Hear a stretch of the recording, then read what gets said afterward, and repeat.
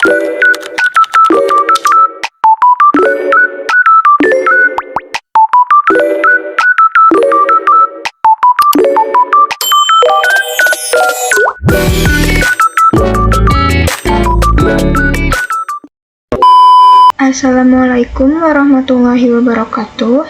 Kembali lagi dengan saya Siti Trisnawati.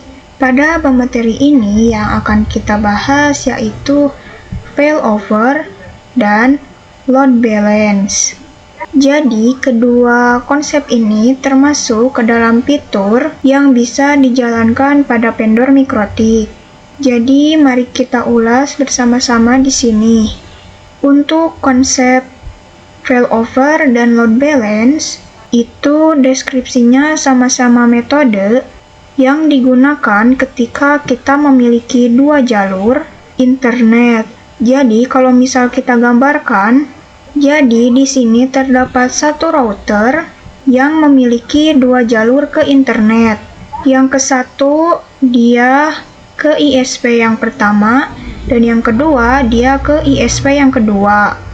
Artinya dari semua perangkat klien ini yang terhubung ke router kita, maka memiliki dua jalur ke internet, bisa menggunakan ISP1 dan bisa menggunakan ISP2.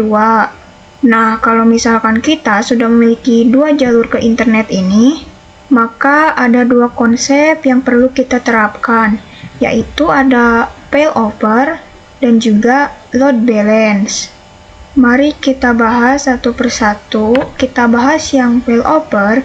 Jadi gambarannya, jadi misalnya di sini satu ISP itu aktif dan yang ISP ini itu disable. Maksudnya disable itu adalah tidak aktif tapi dia di backup gitu ya. Jadi dari semua klien akan dilewatkan pada satu ISP saja. Maka ISP yang satu ini down, maka ISP2 ini akan aktif sebagai backupnya. Nah, ini terkait deskripsi dari failover ya. Jadi, satu aktif, satu backup. Nah, untuk yang load balance itu seperti apa sih? Kalau load balance, nanti kedua ISP-nya itu akan aktif. Misal saya gambarkan, jadi untuk kasus load balance ini, misal beberapa PPC dia ingin akses ke internet menggunakan ISP1 dan beberapa PPC ingin akses menggunakan ISP2. Jadi gambarannya seperti itu. Untuk load balance, dua aktif secara bersamaan. Dan juga untuk konsep atau studi kasus di load balance ini sebenarnya sangat beragam ya teman-teman. Jadi untuk permasalahannya seperti ingin masuk ke domain tertentu gitu ya. Misal PPC-PPC yang ada di sini, untuk akses ke YouTube dia menggunakan ISP1. Dan ketika ingin akses ke Facebook, dia menggunakan ISP2. Nah, itu adalah salah satu kasus yang bisa kita terapkan di load balance. Seperti itu ya. Oke, bisa kita masuk ke PNetLab topologi kita. Di sini saya sudah mempunyai satu ISP dan juga dua perangkat mikrotik. Untuk yang mikrotik pertama ini kita ganti namanya menjadi R-strip ISP1 ya. Lalu kita save. Kemudian yang mikrotik kedua ini kita ganti menjadi R-strip ISP2. Lalu kita save. Bisa kita masuk ke Winbox. Untuk yang router pertama, kita ganti hostname-nya ya ke sistem, lalu identity. Di sini kita ganti jadi R-strip ISP1. Play. Oke. Lalu untuk yang router 2 ini Kita ganti juga sistem identity menjadi r/isp2. Apply. Oke, kita masuk ke terminal ISP2.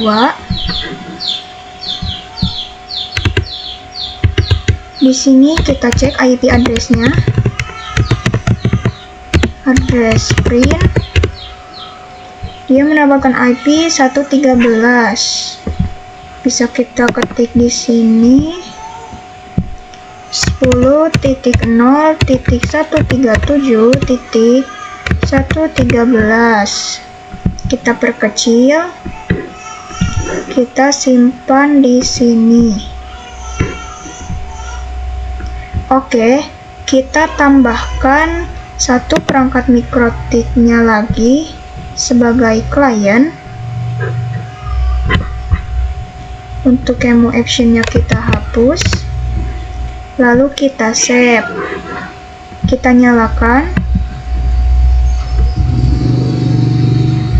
Nah, goalsnya router mikrotik yang bertindak sebagai klien ini, dia memiliki dua jalur ke internet.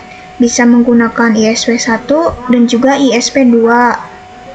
Bisa kita hubungkan ya teman-teman ke ISP1. Dia menggunakan Ether 1 ya. Lalu ke ISP2. Dia menggunakan Ether 2.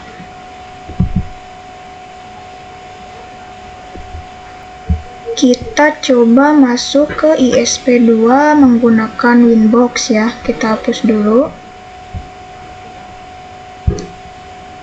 Bisa kita ke more, new Winbox.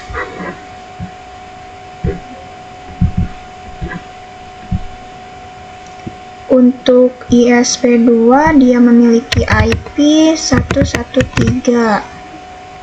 Bisa langsung kita konekkan, jadi tidak usah menggunakan ROMon. Seperti ini ya. Kita coba cek pada ISP2. Ctrl C ya. Kita coba lihat IP address-nya, IP address print. Dan kita cek IP neighbor-nya ya. IP neighbor print.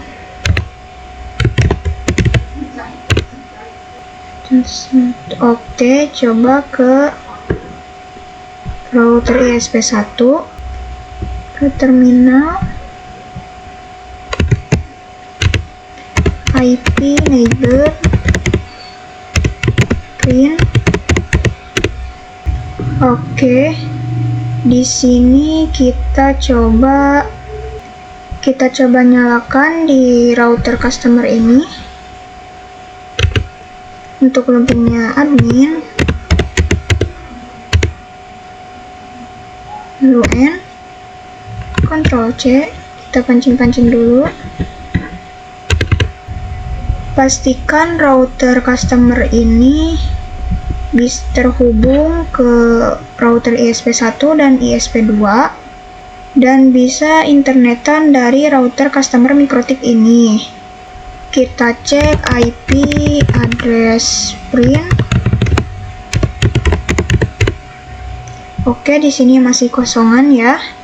Berarti yang bisa kita lakukan adalah setting IP address pada Ether 2 ISP1 dan Ether 2 pada ISP2 yang berfungsi sebagai gateway untuk router mikrotik ini.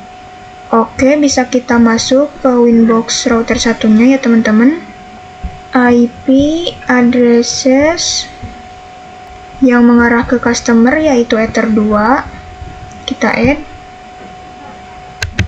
Misal IP-nya mau berapa nih?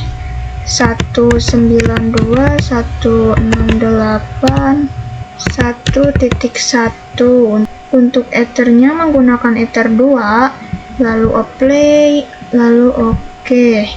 Sorry, untuk prefixnya jangan lupa ya. /24 play, oke. Oke, ini sudah berhasil. Sekarang kita masuk ke ISP yang kedua. Ke IP addresses. Kita tambah. Untuk ethernya ether 2. Bisa saya 172.16.1.1/24 play. Oke, sudah berhasil. Bisa kita catat agar tidak lupa ya. Yang pertama tadi itu 192.1.1/24. Ini untuk yang router ISP1 yang ether 2 yang mengarah ke MikroTik customer ini. Lalu untuk yang ether kedua di ISP2 itu 172.16.1.1/24. Kita taruh di sini.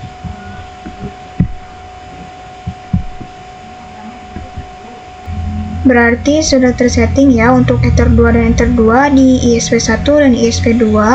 Berarti kita tinggal setting yang di MikroTik customernya ini.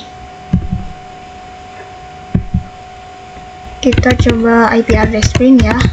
IP address print. Kita coba lihat dulu di ISP1 IP DHCP server. Oke, tidak ada.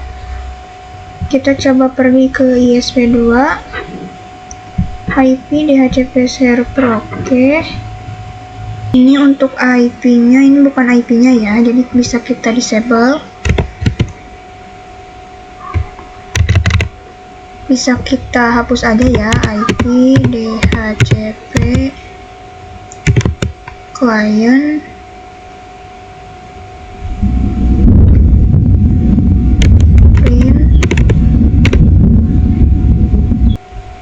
Cara hapusnya yaitu kita ketik IP DHCP client, terus enter, remove.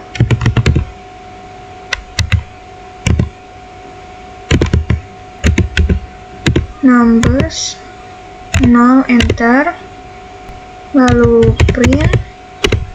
Oke deh, bisa kita konfirmasi IP DHCP secara manual untuk ether 1 dan juga ether 2 ya. Kita ketik interface print. Di sini ada 4 ether. Kita coba IP neighbor print. Di sini ada ether 1 dan juga ether 2. Oke deh. Kita konfigurasikan IP address-nya ya. IP address print. Oke, masih kosong. Kita tambahkan IP address. Kita tambahkan IP address untuk ether 1 dan juga ether 2. Add address. Karena di ether 1 dia gateway-nya 1.1, jadi kita masukkan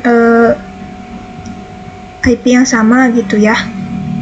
Kan dia depannya 192 ya, berarti kita kasih dia 192 168 1.2 misal /24. Interface-nya kita taruh ether 1, kemudian kita add address lagi. Untuk yang si ether 2 nya dia memiliki IP 172.16.1.2/24 4. Untuk interface-nya Ether 2 berarti ya. IP address print. Oke, di sini sudah ada ya untuk Ether 1 dan juga Ether 2. Oke, kita coba ping ke gateway-nya ya. Ping 192.168.1.2. Oke, di sini dia berhasil. 1.1 ya.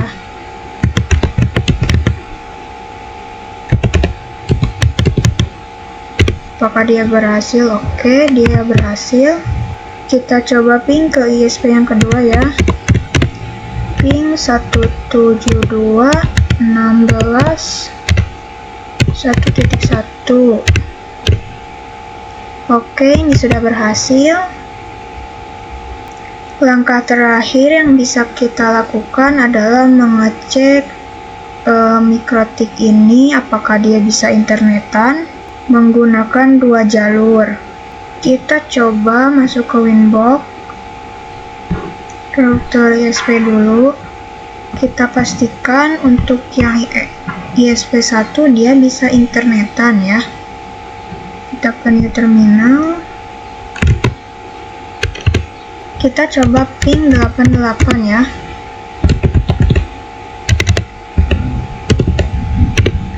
Di sini dia sudah bisa internetan ya. Nah, ini adalah cakupannya konfigurasi WAN. Yang belum kita lakukan adalah memastikan mikrotik ini dia bisa internetan. Nah, untuk memastikan dia bisa internetan berarti kita harus konfigurasikan default route ya. Default route itu kan mengarah yang ke internet. Kalau misalkan kita menggunakan ISP2, berarti nanti kita bisa tinggal masukkan gateway-nya aja. Kalau yang mengarah ke ISP1, berarti kita tinggal masukkan gateway-nya aja. Nah, karena di file open dan LBN ini menggunakan 2 jalur ISP, oke, kita masuk ke Winbox mikrotik ini. Kita ketik dulu ya, agar dia bisa login ke Winbox gitu ya. Kita aktifkan dulu Ramonnya, tool Ramon set enable yes, lalu print. Oke, bisa kita masuk ke Winbox, ke yang ISP1, lalu more, lalu new Winbox, lalu connect to Ramon ya. Nah, di sini sudah ada, lalu kita connect. Oke, di sini sudah berhasil masuk ke mikrotik yang ini ya, di Winbox. Langkah yang bisa kita lakukan pertama kali adalah memastikan mikrotik ini bisa ping ke gateway-nya. Jadi kita coba cek dulu IP addresses. Nah, karena ini IP address-nya sudah terisi, baik itu Ether 1 dan juga Ether 2, dan sisi gateway-nya sudah terisi dengan IP address-nya masing-masing. Jadi bisa kita ping ke gateway-nya.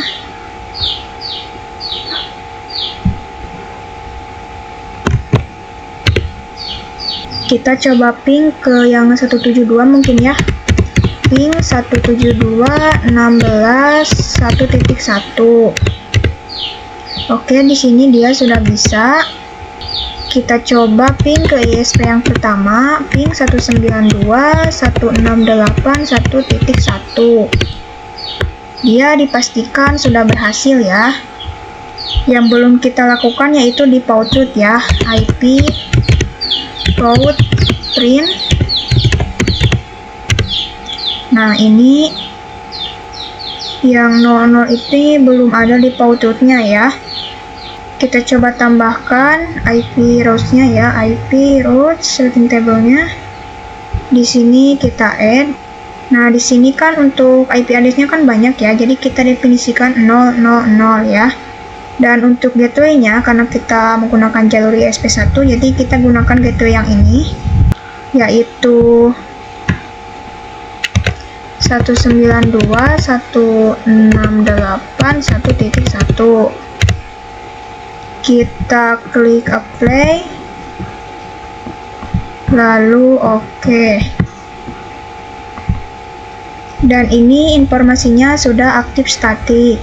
Kalau kita tambahkan lagi di port root ISP yang kedua dengan gateway-nya yaitu 172.16.1.1. Kemudian kita klik apply, lalu OK. Nah, di sini informasinya masih S ya teman-teman. Gak usah khawatir, ini kalau misalkan jalur ISP ke satunya, kalau kita disable, dia akan menjadi informasinya menjadi AS. Nah, jadi ini adalah konsep dari failover ya. Jadi aktif satu ada backup ya, jadi terserah teman-teman mau aktifkan yang mana. Misal saya aktifkan yang menggunakan ISP1 saja. Jadi yang ISP2 saya disable, yang ini kita nyalakan lagi. Oke deh, untuk informasinya terkait default root sudah selesai. Kita tinggal memastikan apakah dia bisa ke internet atau belum. Kita coba ping 888. Oke, dia sudah bisa ping ke internet. Kalau kita ping ke domain, saya belum tahu ya. Coba kita IP DNS print. Kita lihat dulu. Nah, di sini belum terisikan, berarti bisa kita isikan ya. IP DNS set servers 8.8.8. Jadi masukkan IP salah satu dari Google ya. Enter. Kita coba ping ke google.com. ping.com.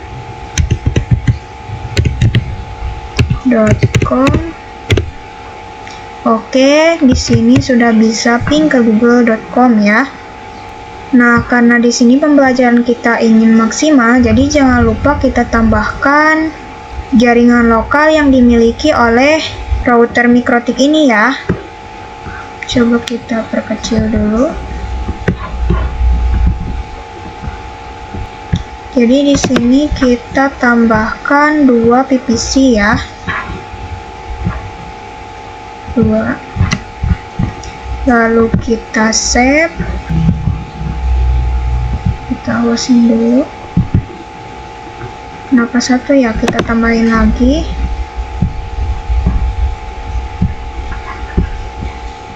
Lalu save. Di sini 1 yang mengarah ke PVC 4 dan 1 lagi yang mengarah ke PVC 5. Kita coba rapikan.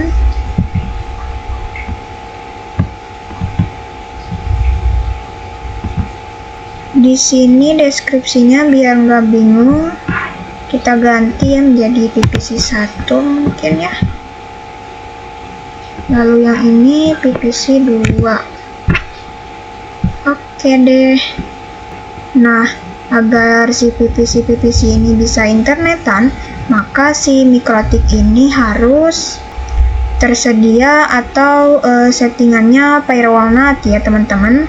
Jadi kita masuk ke router Mikrotik lagi yang sebagai customer. Lalu kita coba setting gateway terlebih dahulu pada sisi yang ada di sini ya. Karena dia di sini ada 2 interface, jadi kita gabungkan menjadi 1 interface.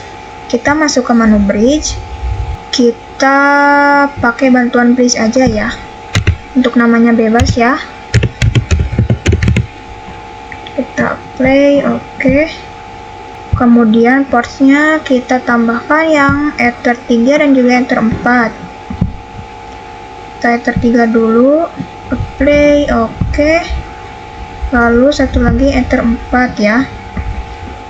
Ether 4 menggunakan bridge yang barusan kita buat ya. Play, oke. Kemudian kita pastikan si PPC ini dia mendapatkan IP ya. Biar cepat kita pakai yang DHCP aja ya untuk yang sisi mikrotik ini. IP DHCP server. Lalu DHCP setup di sini kalian pilih yang bridge ya, bridge tadi. Oh, sebelumnya kita harus setting IP address-nya terlebih dahulu ya. IP address yang mengarah ke kliennya ya.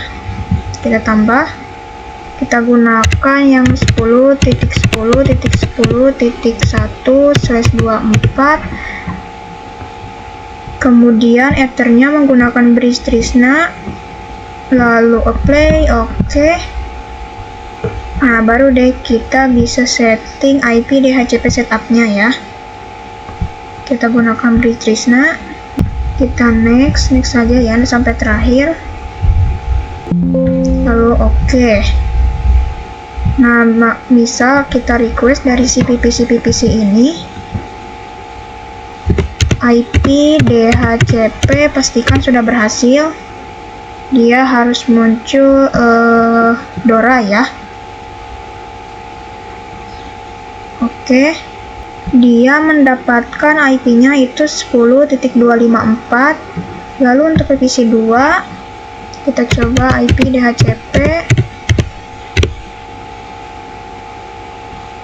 Dia akan mendapatkan IP 10.253. Di sini untuk sisi PPC dia belum bisa internetan karena mikrotiknya belum tersetting firewall NAT. Berarti bisa kita pergi ke bagian router mikrotik yang ini. Kita pergi ke menu IP, lalu firewall, lalu NAT. Kita tambahkan di bagian general ini. Kita gunakan SRC NAT, lalu out interface-nya kita gunakan yang mengarah. Nah, ini kan ada yang mengarah ke Ether 1 dan juga Ether 2, berarti Ether 1 dulu berarti ya. Lalu action-nya kita pakai yang masquerade ya. Lalu apply, lalu oke. Ini yang mengarah ke ISP1 ya. Menggunakan Ether 1, kemudian kita tambahkan firewall NAT yang menggunakan Ether 2 yaitu ISP2. Jadi kita tambahkan di sini di bagian generalnya. Untuk chain-nya kita pakai SRC NAT, untuk out interface-nya kita pilih yang Ether 2. Untuk action-nya kita gunakan yang masquerade. Klik apply, lalu oke. Jadi kalau misalkan kita coba tes koneksi dari si PPC 1, kita ping ke internet, ping 888, itu dia dipastikan sudah bisa ya. Kalau kalian ingin ping ke domain, berarti kita isikan dulu ya IP DNS-nya. IP DNS 888. Kita gunakan IP salah satu dari Google ya. Lalu kita coba ping google.com. Itu dia dipastikan sudah berhasil. Nah, kalau misalkan kita trace ya, treasure itu melihat jalur yang kita gunakan. Trace 88. Di sini untuk PPC 1, dia kalau mau internetan pertama dia menggunakan yang 10.1, yaitu gateway dari si mikrotik customer ini. Kemudian dia pergi ke 192.168.1.1, berarti dia menggunakan ISP1 ya. Kemudian dia baru bisa ke internet. Oke deh, sudah sesuai ya. Jadi seperti itu ya teman-teman. Jadi jalurnya yang digunakan yaitu seperti itu ya. Kita coba di PPC 2, kita tes koneksi ya. Ping 888, enter. Dia sudah bisa. Kalau mau ke domain berarti kita setting dulu IP DNS-nya ya, IP DNS 888, lalu ping google.com. Oke, dia dipastikan sudah berhasil ya. Nah, jadi ini adalah topologi yang akan kita gunakan pada konfigurasi load balance ya. Jadi kalau kalian telah secara tidak langsung, kita sudah mempelajari failover ya teman-teman, yaitu satu aktif, satu backup. Jadi kalau misalkan kita lihat routing table-nya di IP lalu routes, nah di sini ada satu aktif lalu satu backup. Nah ini adalah konfigurasi sederhana terkait failover-nya. Kita coba singgung dulu terkait yang failover ya. Kita coba tuliskan untuk yang tadi yang di IP addresses itu ya. 192.168.1.2/24. Ini itu gateway-nya yang tadi di IPC Ether 1. Lalu untuk yang Ether 2-nya itu 172.16.1.2/24.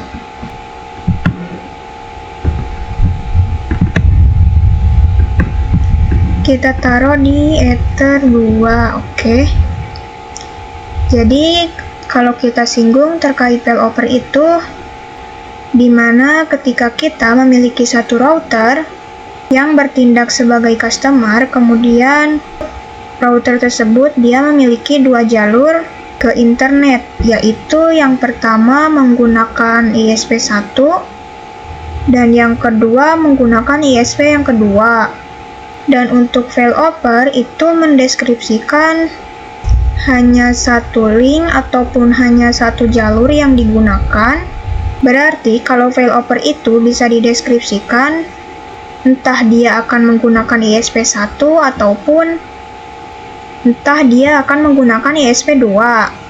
Kalau dia menggunakan yang ISP1, maka jalur yang di ISP2 ini akan menjadi backup sehingga ketika ISP1 ini down, maka si ISP2 ini akan menjadi backup-annya. Begitupun sebaliknya, seperti itu.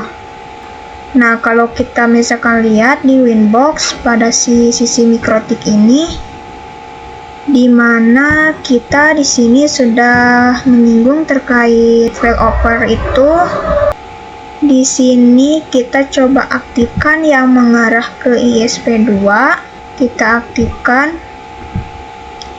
Nah, yang kita aktifkan itu yang di ISP1. Nah, jadi bagaimana sih cara kita memainkan failover ini? Kalau misalkan kita gunakan disable enable, saya rasa kurang leluasa ya teman-teman. Jadi kita bisa leluasa dengan yang namanya parameter distance di sini ya. Apa itu distance? Distance itu mendefinisikan parameter ataupun nilai parameter routing yang diprioritaskan. Jadi semakin distance itu semakin besar, maka semakin tidak diprioritaskan. Kita gambarkan di sini. Katakanlah di sini saya ingin menggunakan ISP2. Maka distance yang ada di ISP1 saya coba gedekan sehingga kalau ISP1 ini distance-nya lebih besar, maka tidak diprioritaskan kan? Maka dari itu yang digunakan adalah yang ISP2. Begitupun sebaliknya. Kita coba lihat di sini yang aktifkan yang di ISP1 ya. Di sini kita coba mengganti parameter yang ada di ISP1 sehingga lebih besar, berarti yang akan digunakan adalah yang ISP2. Jadi bisa kita gedekan. Misal di instance-nya ini 10 yang di ISP1 ini. Lalu kita apply, lalu oke. Maka jalur internet akan berpindah langsung ke ISP2. Beginilah cara memainkan failover ya teman-teman. Jadi kalian bebas mau menggunakan yang mana jalur internet yang akan kalian gunakan. Kalau misalkan di instance-nya itu sama, maka si Mikrotik akan by default menentukan prioritas yang akan digunakan. Nah, dengan ditentukannya di instance, maka kita sendiri yang akan menentukan mana jalur ISP yang akan kita gunakan. Kalau misalkan ingin sebaliknya ISP1 yang aktif, maka di instance yang ada di ISP2 kita coba gedekan. Misal 20 gitu ya. Bisa kita play. Oke. Nah, nanti yang aktif itu adalah yang ISP1. Seperti itu ya teman-teman. Saya coba tambahkan satu kasus di mana interface Ether 1 yang di sisi Mikrotik ini kita disable. Jadi bisa kita masuk ke interface. Lalu untuk Ether 1 ini kita disable ya. Nah, jadi bisa kita lihat di sini. Failover itu konsepnya itu terdapat dua line akses internet menuju ISP. Dengan kriteria satu aktif, satu backup. Yang aktif hanya satu. Jika ingin berpindah menggunakan jalur internet satunya, bisa dimainkan parameter distance. Jika main link down, maka jalur internet akan dialihkan menggunakan link backup. Parameter, check gateway, distance, atau menggunakan script. Studi kasusnya itu konfigurasi sederhana, merubah parameter distance, cek gateway, ARP atau ICMP. Nah, load balance itu konsepnya dua link ISP aktif bisa difungsikan bila kalian ingin membagi jalur internet, misal ke Facebook jalur 1, ke YouTube jalur 2. Load balance dengan metode ICMP yang merupakan improvisasi dari metode round robin load balance. Studi kasusnya itu konfigurasi load balance, ICMP, load balance routing mark, route rules. Nah, mungkin ini saja yang bisa saya sampaikan. Kurang lebihnya mohon dimaafkan. Terima kasih. Wassalamualaikum warahmatullahi wabarakatuh.